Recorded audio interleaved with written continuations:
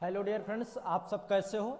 SK science world में आप सभी का फिर से स्वागत है एवं आईटीएम ग्रुप ऑफ इंस्टीट्यूट आप सभी का स्वागत करता है। आज के इस वीडियो में हम चर्चा करने वाले हैं बीटेक फर्स्ट ईयर एवं बीएससी फर्स्ट ईयर के स्टूडेंटों के लिए जो फिजिक्स पढ़ते हैं, यानी फिजिक्स स्टूडेंटों के लिए हम अपना ये वीडियो आज फर्स्ट वीडियो अपलोड करने जा रहे हैं।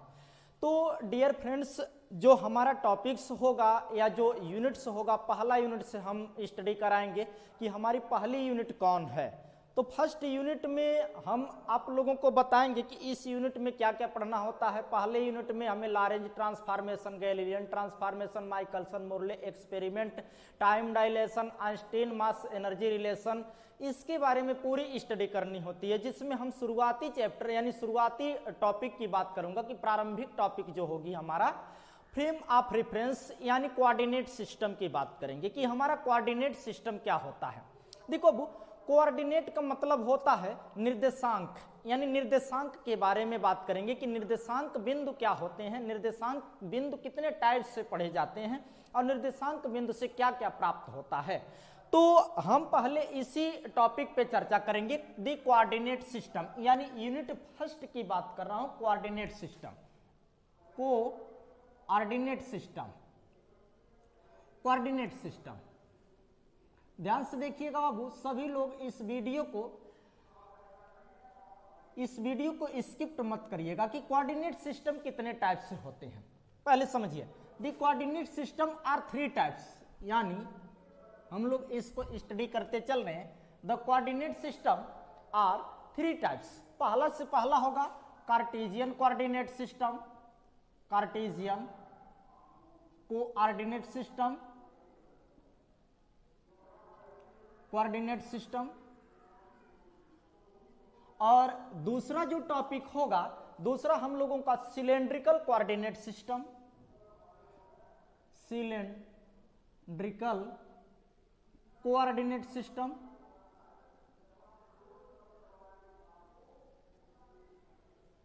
और तीसरा जो टॉपिक होगा हम लोगों का स्फेरिकल कोऑर्डिनेट सिस्टम, स्फेरिकल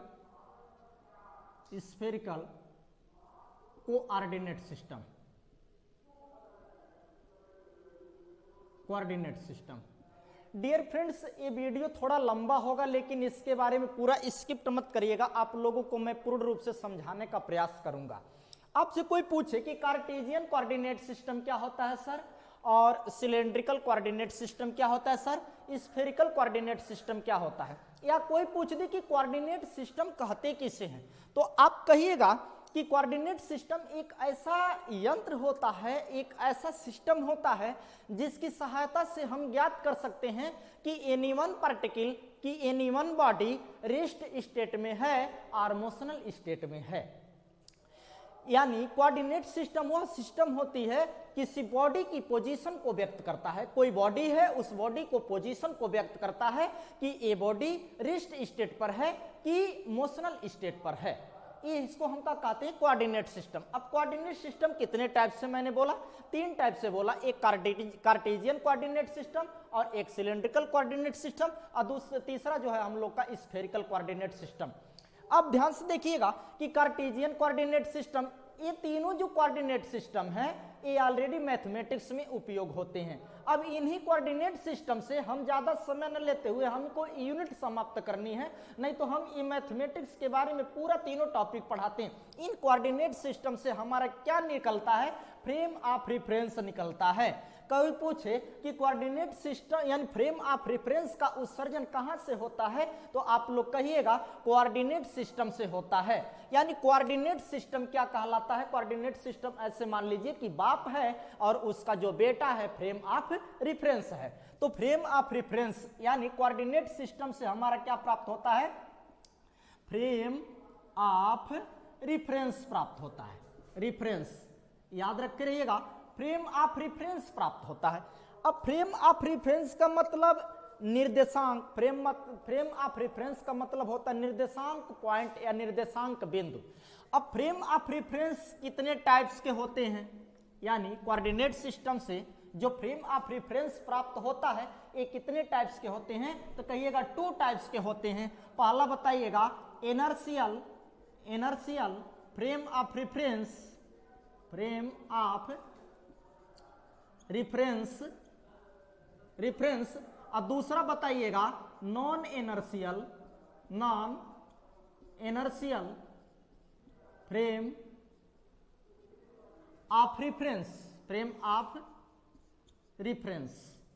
यानी पहला क्या होता है इनर्शियल फ्रेम ऑफ रेफरेंस और दूसरा क्या होता है non inertial frame of reference. अब ये पूछे कि हाँ यहीं से हमारा चैप्टर का शुरुआती होती है, यानी यूनिट फर्स्ट शुरुआत होता है फ्रेम ऑफ रेफरेंस से। तो आप कहिएगा कि व्हेन दिस सिस्टम, वह सिस्टम जिसकी सहायता से हम किसी पर्टिकुलर बॉडी का पोजीशन व्यक्त करते हैं, कोई भी बॉडी है उस बॉडी का पोजीशन को डिफाइंड करते हैं, वो हमारा फ्रेम ऑफ रेफरेंस होता है। लेकिन कोई पूछ दे कि sir inertial frame of reference क्या होता है, तो आप कहिएगा कि वह फ्रेम ऑफ रेफरेंस वह जड़त्वीय निर्देश तंत्र जिसमें न्यूटन के नियमों का पालन होता है, जिसमें न्यूटन के नियमों का पालन होता है उसे हम इनर्शियल फ्रेम ऑफ रेफरेंस कहते हैं, और जिसमें न्यूटन के नियमों का पालन नहीं होता है उसे हम non inertial frame of reference कहते हैं। आप साफ साफ याद रखिएगा कि जिसमें न्यूटन के नियमों का पालन होता है उसे इनर्शियल फ्रेम ऑफ रेफरेंस कहते हैं, और जिसमें न्यूटन के नियमों का पालन नहीं होता है उसे non inertial frame of reference कहते हैं। इसे हम लिख कैसे सकते हैं कि ऐसे लिख सकते हैं व्हेन दिस, देखिएगा बाबू, when this frame of reference, frame of reference are obeys Newtonian's law, Newton's law of law are called to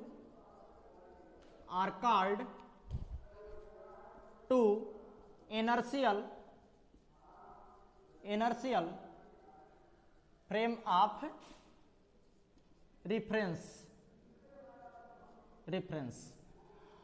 यानी जिसमें न्यूटन के नियमों का पालन होता है उसे इनर्शियल फ्रेम ऑफ रेफरेंस कहते हैं। और दूसरा चीज non inertial frame of reference की बात करते हैं, when this frame of reference are not obeys Newton's law are called to non inertial frame of reference. यानी पहला पर्टिकुलर टास्क प्रोसेस हमने क्या बना दिया कि फ्रेम ऑफ रेफरेंस में जो इनर्शियल फ्रेम ऑफ रेफरेंस था उसमें नॉट हटा दीजिए और नॉन हटा दीजिए तो इनर्शियल फ्रेम ऑफ रेफरेंस लिख सकते हो। अगर जो यहाँ पे नॉट लगा दीजिए और यहाँ पर नॉन लगा दीजिए तो non inertial frame of reference हो जाता है।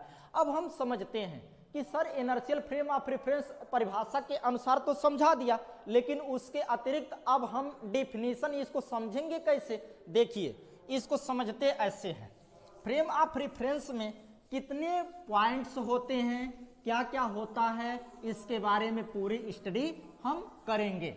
अगर जो आप लोगों को ये वीडियो अच्छी लग रही हो तो आप लोग लाइक शेयर एवं कमेंट जरूर करें।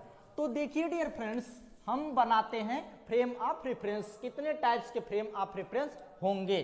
देखिए ध्यान से, हमने मान लिया कि जो फ्रेम ऑफ रेफरेंस होता है ये कुछ इन टाइप से होते हैं, जिसमें तीन एक्सिस, यानी किसी पॉइंट को अगर जो कोई बॉडी है उस बॉडी के पोजीशन को हमें व्यक्त करना होता है तो कई तरह से हम फ्रेम ऑफ रेफरेंस को बना सकते हैं। यानी फ्रेम ऑफ रेफरेंस को हम बहुत मेनी मोर टर्म्स आप डिफाइन कर सकते हैं, जिसमें एनी वन बॉडी, जैसे हमने मान लिया कि ये हमारा एक्स एक्सिस है, ये हमारा वाई एक्सिस है और ये हमारा जेड एक्सिस है और ये हमारा कोऑर्डिनेट है। यानी इस सिस्टम को मैं बोलूंगा कोऑर्डिनेट सिस्टम और ये हमारा x axis, y axis, z axis.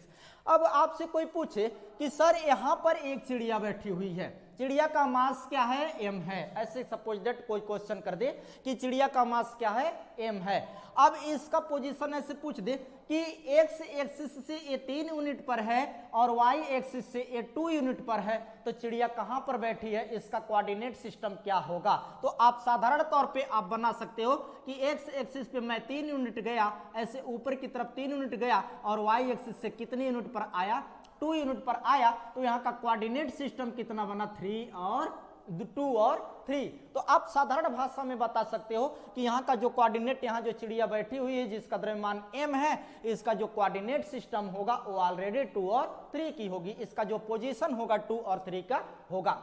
यानी ऐसे कह सकते हो कि मूल बिंदु से x एक्सिस पर जो चिड़िया बैठी है ये 3 यूनिट पर बैठी है और y एक्सिस से कितनी यूनिट पर बैठी है, 2 यूनिट पर बैठी है।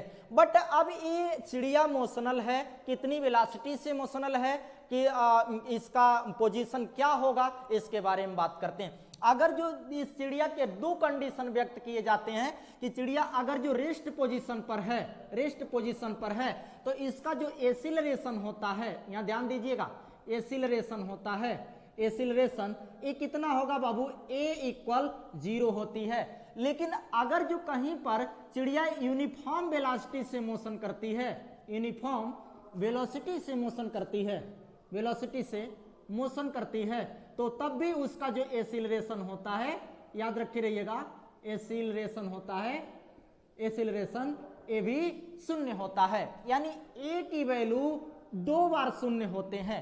याद रखिएगा कि चिड़िया जब रेस्ट पोजीशन पर बैठी रहेगी, चिड़िया जब रेस्ट पोजीशन पर बैठी रहेगी तो उसका जो एसिलरेशन होगा 0 होगा टाइम के सापेक्ष, क्योंकि उस वेलोसिटी उसका क्या है, नॉट इंटरचेंज है।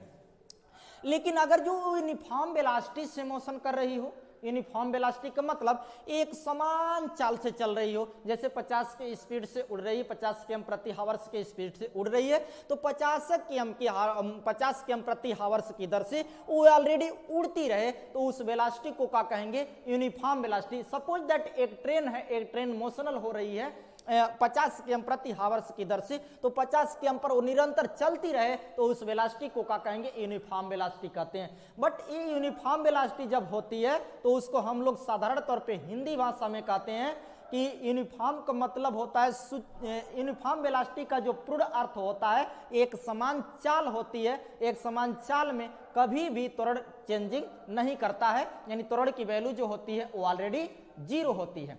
तो वही प्रोसेस इसमें है कि जब चिड़िया या कोई ट्रेन या कोई बस या कोई ऑब्जेक्ट रेस्ट स्टेट पर रहेगा तो उसका जो एसिलरेशन होगा वो 0 होगा, और जब कोई यूनिफॉर्म वेलोसिटी पर रहेगा तब भी उसका एसिलरेशन 0 होगा। इस स्टेट को हम क्या बोलेंगे, फ्रेम ऑफ रेफरेंस। बट ये कौन सा फ्रेम ऑफ रेफरेंस होगा, इनर्शियल फ्रेम ऑफ रेफरेंस। यानी कह सकते हैं कि वह फ्रेम ऑफ रेफरेंस जिसमें एसिलरेशन 0 होता है, समय के साथ जो त्वरण होता है यूनिफॉर्म वेलोसिटी और रेस्ट पोजीशन पर 0 होता है, उसे हम इनर्शियल फ्रेम ऑफ रेफरेंस कहते हैं। और जिसमें एसिलरेशन = 0 होता है उसे हम non inertial frame of reference कहते हैं। तो आशा करता हूं ये बात आप लोगों को समझ में आ गई होगी। अब इस इनर्शियल फ्रेम ऑफ रेफरेंस से आपने ये सीखा कि एक्स एक्सिस पे हम मोशनल करा सकते हैं उस चिड़िया को या उस ऑब्जेक्ट को, वाई एक्सिस पे भी मोशनल करा सकते हैं। ऐसे में हम कह दें कि जेड एक्सिस पर भी, जेड एक्सिस पे अगर 4 यूनिट है तो यहाँ का जो कोऑर्डिनेट सिस्टम होगा क्या होगा, 2, 3 और 4 होगा। जबकि ये कह सकते हैं कि जेड एक्सिस पर भी मोशनल हो सकता है, यानी कोई कहीं पर अगर जो कोई भी ऑब्जेक्ट, ए ऑब्जेक्ट यहाँ पर रख दे, यहाँ पर रख दे, तो इस ऑब्जेक्ट के थ्रू हम ऑलरेडी मान सकते हैं कि जो हमारा कोऑर्डिनेट सिस्टम होती है वो फ्रेम ऑफ रेफरेंस का निर्माण करती है, और ये फ्रेम ऑफ रेफरेंस कहीं से हम डिफाइन कर सकते हैं। जैसे कि एग्जाम्पल के तौर पर हमने चिड़िया और व्यक्ति बैठा हुआ माना। ऐसे माना कि ये व्यक्ति यहाँ बैठा हुआ है और चिड़िया यहाँ बैठी हुई है, तो आपका एक फ्रेम ऑफ रेफरेंस यह हुआ और चिड़िया का जो फ्रेम ऑफ रेफरेंस हुआ यह हुआ। यहाँ पर एक चिड़िया का फ्रेम ऑफ रेफरेंस हुआ। ऐसे में यहाँ भी कोई ऑब्जेक्ट मान करके यहाँ भी एक फ्रेम ऑफ रेफरेंस का निर्माण कर सकते हैं, यहाँ भी कोई ऑब्जेक्ट मान करके एक फ्रेम ऑफ रेफरेंस का निर्माण कर सकते हैं। हम अनंत फ्रेम ऑफ रेफरेंस का निर्माण कर सकते हैं, बट उसमें अगर जो एसिलरेशन और यूनिफॉर्म वेलोसिटी 0 हो तो उसका जो एसिलरेशन होगा वो ऑलरेडी 0 होगी। तो उस प्रकार के फ्रेम ऑफ रेफरेंस को हम इनर्शियल फ्रेम ऑफ रेफरेंस कहेंगे। अगर जो इक्वल नॉट होती है, यानी ≠0 होता है, तो non inertial frame of reference कहते हैं। तो आशा करता हूं कि ये बात आप लोगों को लगभग में समझ में आ गई होगी। Dear friends, thanks watching my video. अगले वीडियो में हम आप लोगों को उससे मिलूंगा गैलीलियन ट्रांसफार्मर के ट्रांसफॉर्मेशन के लिए।